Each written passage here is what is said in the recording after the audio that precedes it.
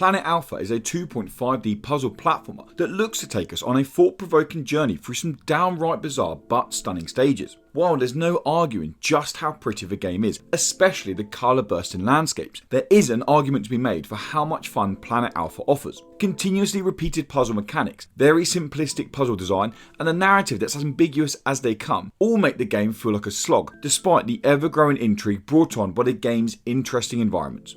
From the moment you wake in a desert, Planet Alpha tells you very little. No tutorial bar, a few screen prompts, no objective display, and absolutely no HUD.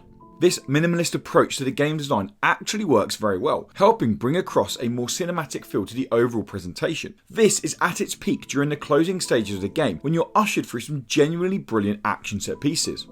Although I really like the less is more approach to the design and the gameplay of Planet Alpha, I really didn't like its approach to the narrative. It's clear that developers Planet Alpha development team were going for an ambiguous approach to the game's storytelling, but rather than building intrigue, it acts more of a what the hell is going on, to the point where I pretty much gave up caring why I'm an astronaut on a strange planet and just enjoyed making my way through the jaw-dropping landscapes of that planet.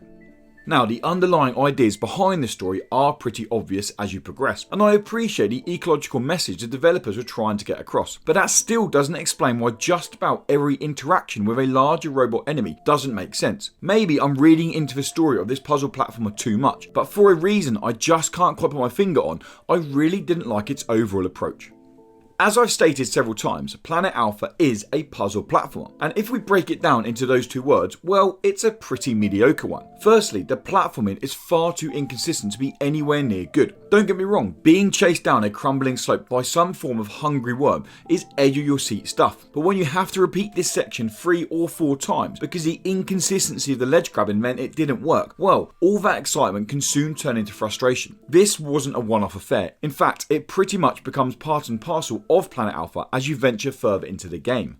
So the platforming isn't great, and this is where I'm going to tell you how amazing the puzzles are. Well, unfortunately not. The puzzles on offer here fall short for 2 main reasons. First off, they are far too easy. There are only 3 different types of puzzles that you'll come across throughout the 4 to 5 hour playthrough, all of which are copied and pasted just about everywhere. Don't get me wrong, there is the odd exception to these puzzles, but the mix-up in the puzzles doesn't feel anywhere near consistent enough to make them interesting. The second reason the puzzles start to feel pretty stagnant is kind of linked to their simplicity, and that's in their rather annoying trial and error design. So often the game wouldn't make it obvious for what exactly was needed to clear a section, something that a quick few deaths can easily fix. The fact that some of these puzzles genuinely felt like they were designed this way is somewhat disappointing and completely negates the mini triumphant feeling of solving a conundrum yourself. Planet Alpha tries really hard to offer us an intriguing sci-fi platform adventure with the added challenge of puzzles. While I have to admit that the stunning levels and colour exploding stages did whet my intrigue appetite, the somewhat confusing identity of the game's story, the inconsistent platforming, and the just downright simple trial and error puzzles all make Planet Alpha feel more of a meh rather than a ooh. To see more sci-fi indie game reviews, why not check out our review for the excellent narrative adventure game State of Mind? And to keep up to date with more indie game reviews, news, previews and podcasts, why not subscribe to Indie Credible and check out indie-credible.com. Until next time guys, thanks for watching and goodbye.